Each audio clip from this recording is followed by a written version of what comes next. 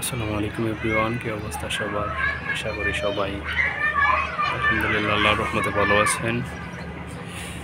আমিও আলহামদুলিল্লাহ ভালো আছি। চলে আসলাম আজকের নতুন একটি ব্লগ ভিডিওতে। তো দাঁড়িয়ে আছে আমার বারান্দার মধ্যে। এইখান থেকে আপনাদের দেখানোর চেষ্টা করব যে আশপাশে কি ওয়েদারে থাকতেছি। তো এই যে দেখতেই পারতেছেন, একদম আমার নাগালের মধ্যে আরেকটা বিল্ডিং রয়েছে। তো এরপরে তো আপনার বিল্ডিংয়ের অভাব নেই, গাছপালা হয়তো আপনি কয়েকটা দেখতে পারতেছেন। শহরের মধ্যে এত গাছ আসলে হয় না। আপনি ঢাকা শহরে যান, এত গাছ হয়তো আপনি শহরের ভিতরে পাবেন না। তো এই শহরে, আপনার সিলেট শহরের মধ্যে এই যে আপনার এই বাড়ির মধ্যে কিছু গাছপালা পাবেন, যার কারণে দেখা যায় সিলেট শহরটা একটু ঠান্ডা ঠান্ডাই থাকে। হ্যাঁ, বাতাস পাওয়া যায়। তা না হলে আপনার যে পরিমাণ গরম, তার মধ্যে যদি লোডশেডিং হয় তো আপনার টিকে থাকা খুবই অসম্ভব মনে হয় আর কি। তো এর জন্য আপনার গাছপালা লাগানো অত্যন্ত জরুরি।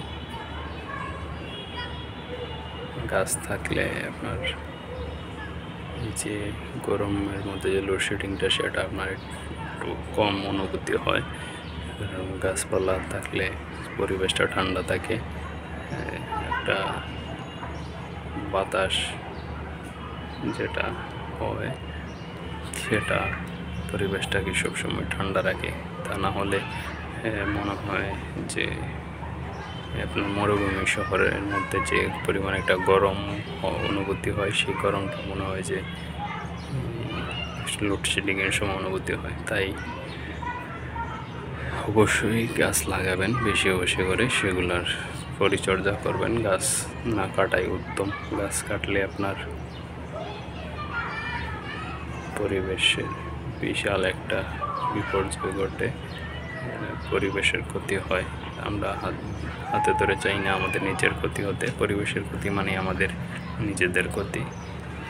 তো সেটার দিকে অবশ্যই নজর রাখবেন। অযথা গাছ কাটবেন না, পারলে আরও গাছ দুটো লাগাবেন।